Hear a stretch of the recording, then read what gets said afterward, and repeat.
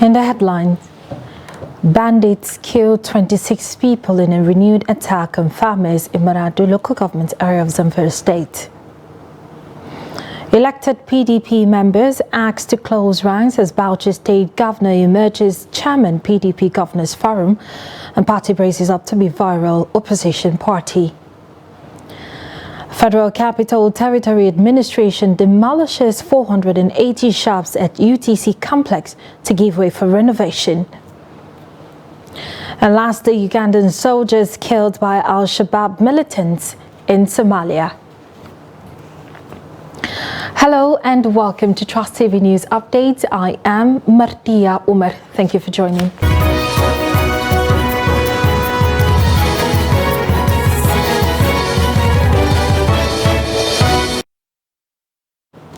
And now the news in detail. No fewer than 26 persons were killed by suspected terrorists who launched a renewed attack on farmers at Jamboko, Sakida and Saulawa villages of Maradu local government area of Zamfara state. Eyewitness accounts said the terrorists attacked the farmers when they were preparing their farms for this year farming season in the morning hours of Saturday, June 3rd. Sources from the troubled community said 21 persons were killed at Jamboko and 5 persons from Sakida and 2 at Saulawa were left with different degrees of injury. They confirmed that 21 persons who were killed have been buried, adding that the other 5 were from a Sakida community and have also been buried according to Islamic rites. The Police Public Relations Officer of Zamfara State Command, ASP Yazid Abubakar, confirmed the incident.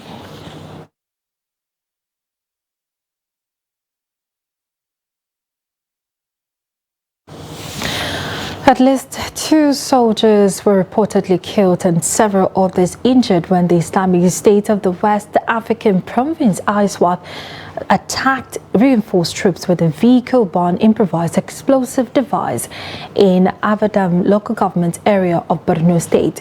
It was gathered that the troops who were on reinforcement to boost the task force of Sector 3 and Sector 4 multinational joint force in Jerere and Arege local government were attacked by this explosive. And reports say during the attack 2 soldiers were killed while several other soldiers were injured. Sources said the troops later repelled the attack and held their position and equipment.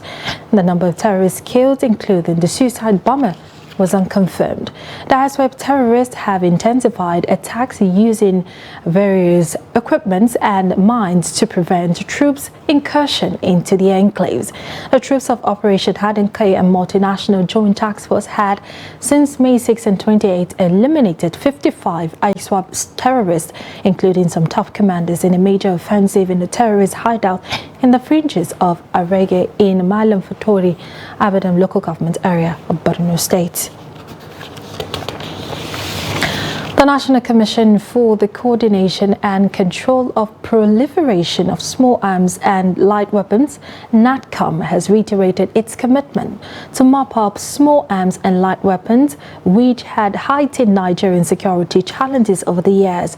The Acting Director General of NATCOM, Adejare Adigberu, made the declaration on the sidelines of a meeting with the Commission's state commandants, where a vote of no confidence was passed in its previous Director General, Baba Muhammad.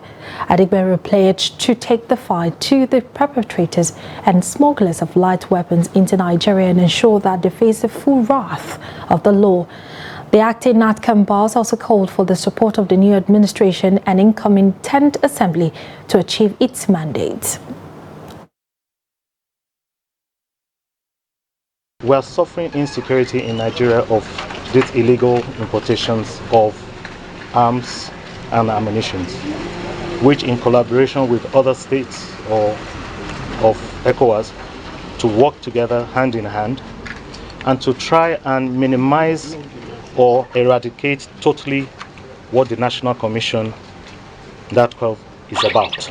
We totally try our best to make sure, by working with other agencies, because it's all about intelligence gathering, that we know where these leakages are coming from. So we are going to make sure in the next 100 days they will see that a lot of seizure from importers from sellers, from hoarders that hold all these things. We are going to go on a massive campaign to clamp down and work with other agencies to make sure. I will not say it's going to be an easy task, but the God that I believe in, I will succeed.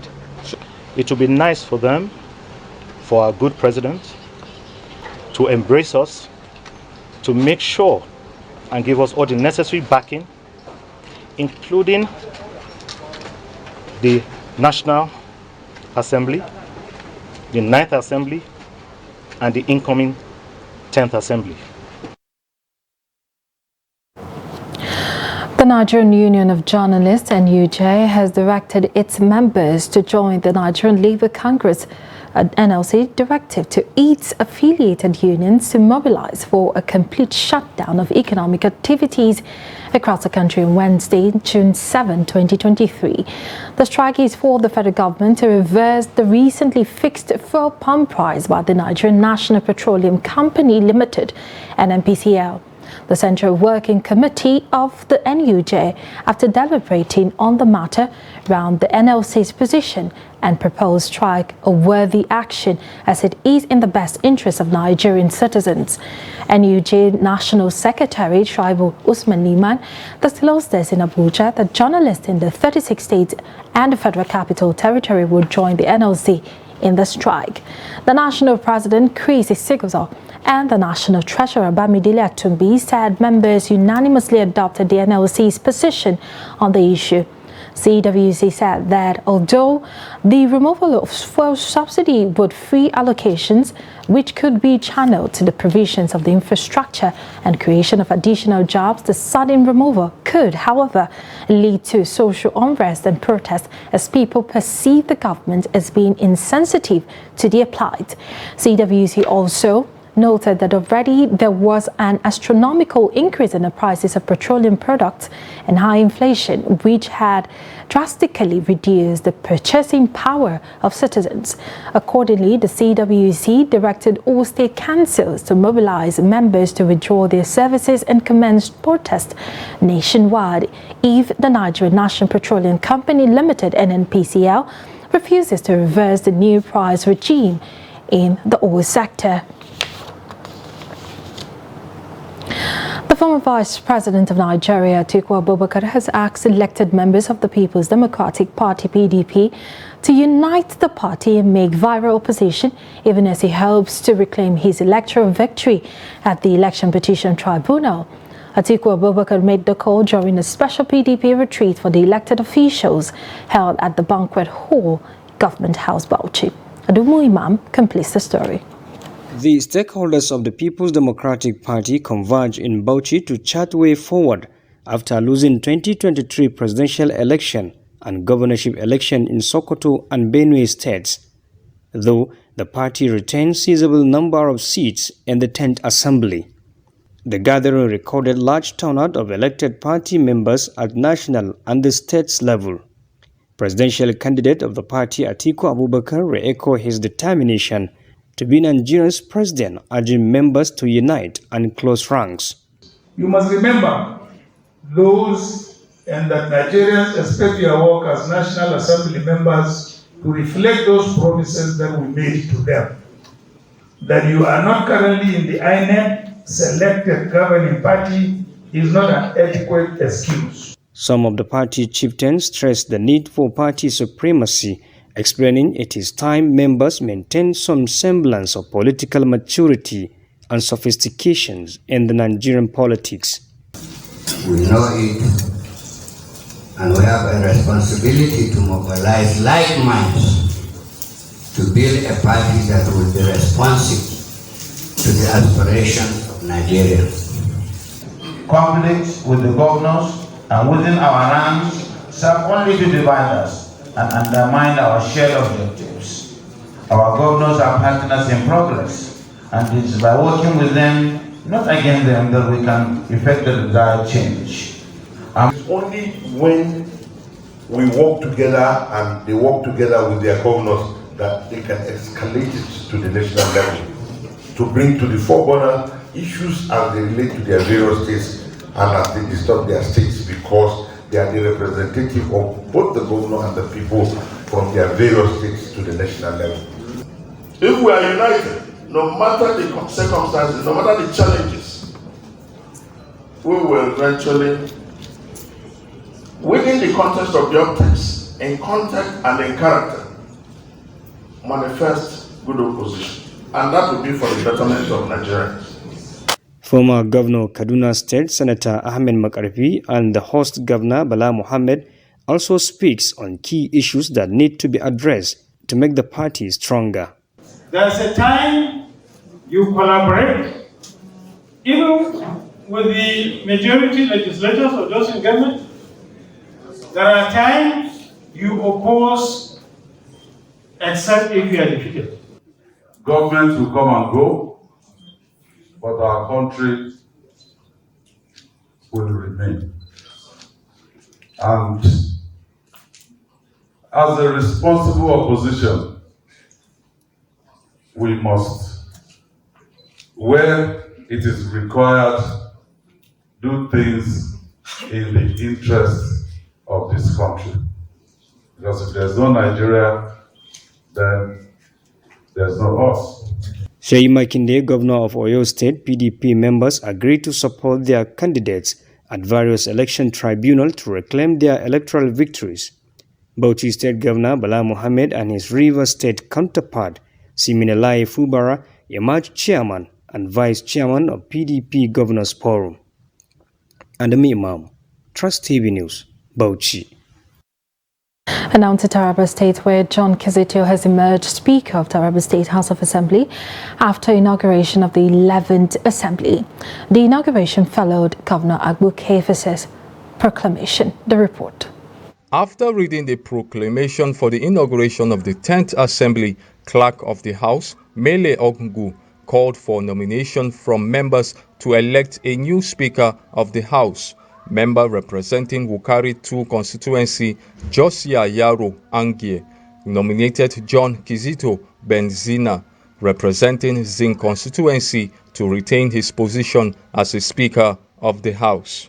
I want to promise you an open door policy. In particular, I also want to make possible for my brothers. I therefore appeal to you for your cooperation to support and prayers for the success of this assembly. Members agreed that Kizito to remain the Speaker of the House. Hamma Adams Abdullahi also emerged Deputy Speaker, and the duo were sworn in immediately. The Speaker performed his first official function by swearing in members of the Assembly. The Constitution of the Federal Republic of Nigeria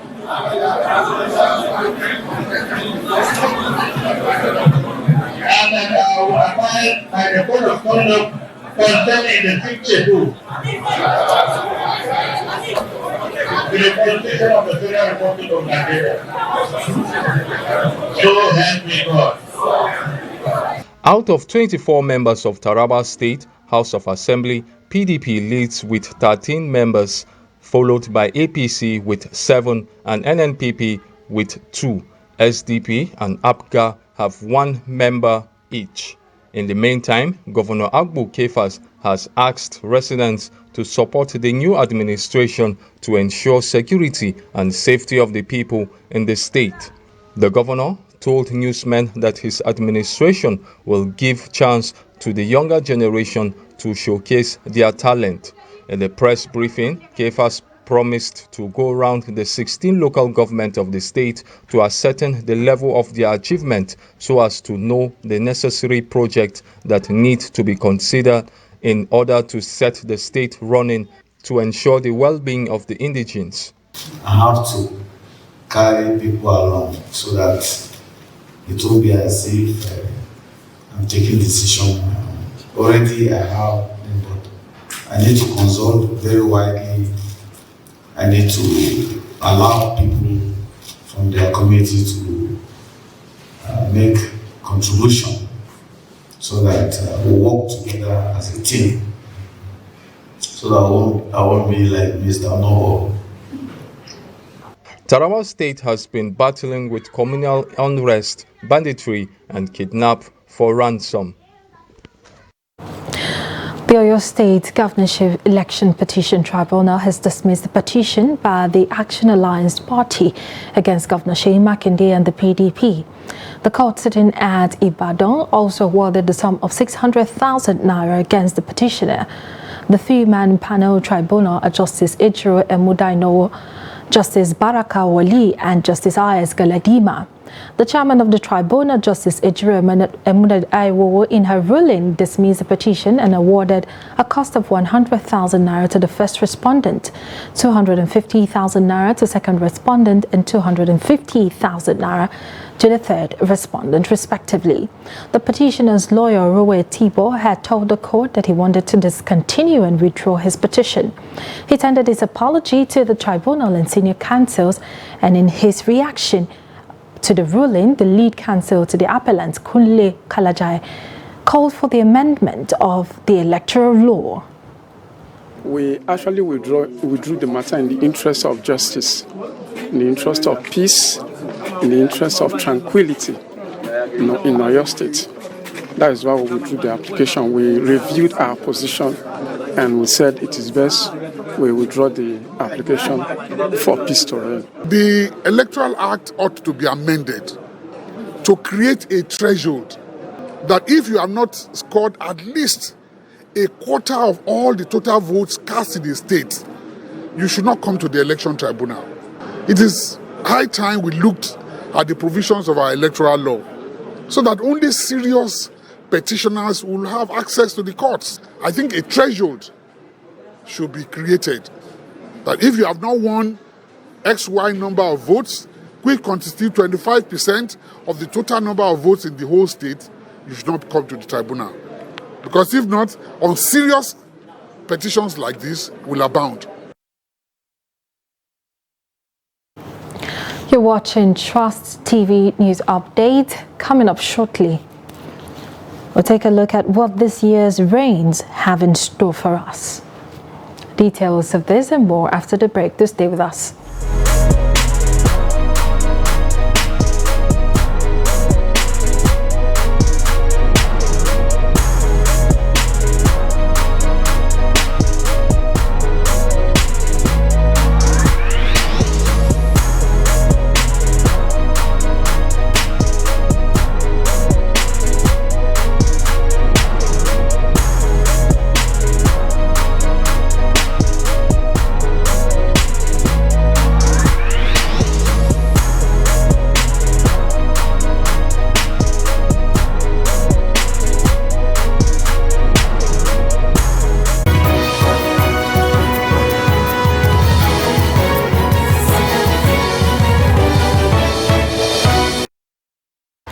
Welcome back. You're still watching the news updates on Trust Television.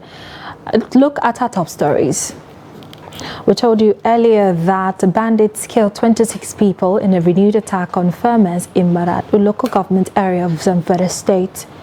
And elected PDP members asked to close ranks as Bauchi State Governor emerges chairman PDP Governors Forum, and party braces up to be viral opposition party. And moving on, the Joint Task Force of the Federal Capital Territory Administration has demolished the UTC shopping complex at Garki Area 10, Abuja. The demolition of the 30-year-old structure that was carried out in the early hours of the day saw a lot of shop owners scampering for safety. And the Deputy Director of Monitoring and Inspection Department of Development, Hassan Okwale, said the demolition of the complex was to restructure it into a befitting shopping complex required to grow SMEs to address global businesses and challenges.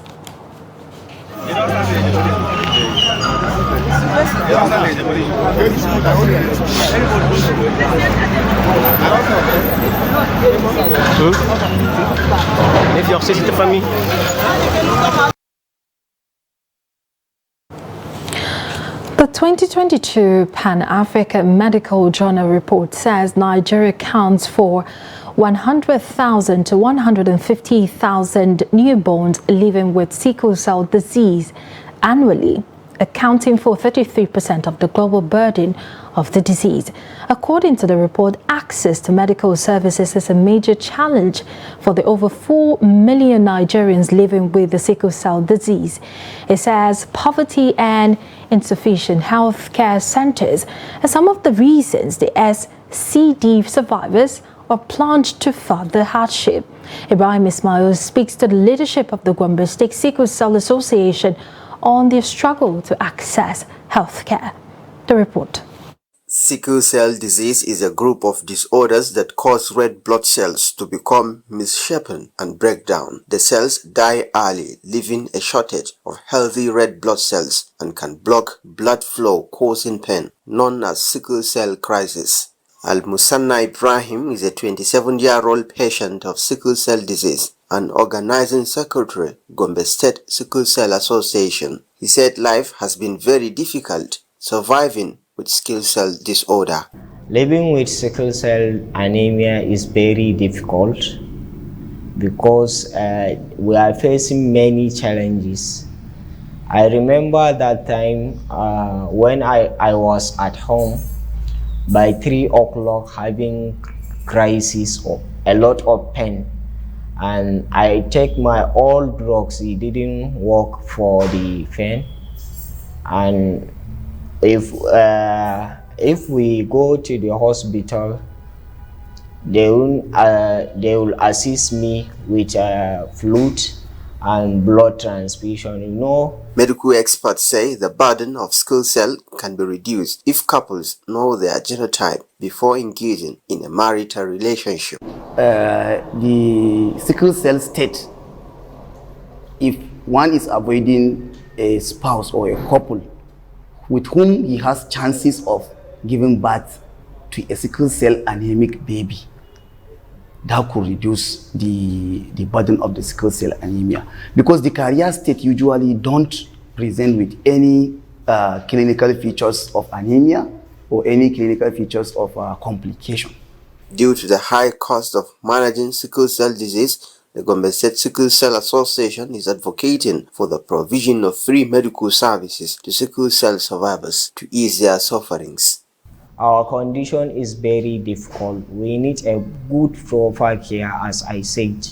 We just need free drugs and, if possible, to approve our healthcare free. In case of crisis, if you go hospital, you get blood and your medicine. The government should have a way of enrolling them in a form of a health insurance scheme that will cover them.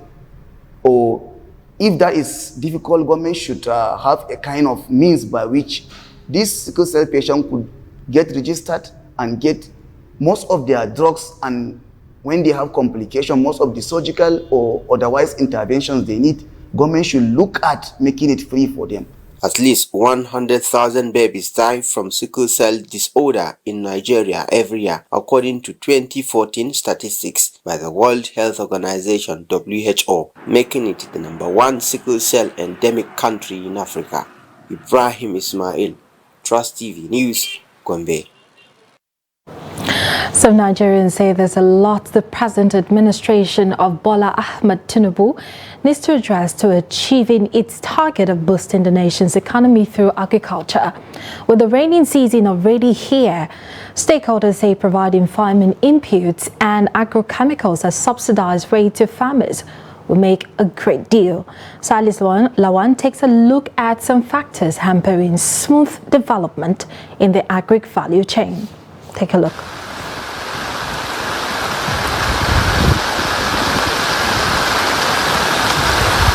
The rainy season already is here, but farmers say they are yet to receive any form of support from government for their 2023. Capital, labor, machinery, as well as inputs like planting materials and agrochemicals are some major need of farmers to boost their production capacity, as well as help toward improving the economy. As peace gradually returns to the affected communities of Adamawa, farmers and herders in the affected areas have been tasked to embrace the use of alternative dispute resolution to resolve issues rather than resort to confrontations and aggressive combat. Some of them told Trust TV some factors fueling the crisis between farmers and herders, especially on the areas of creation of cattle runs and roads. We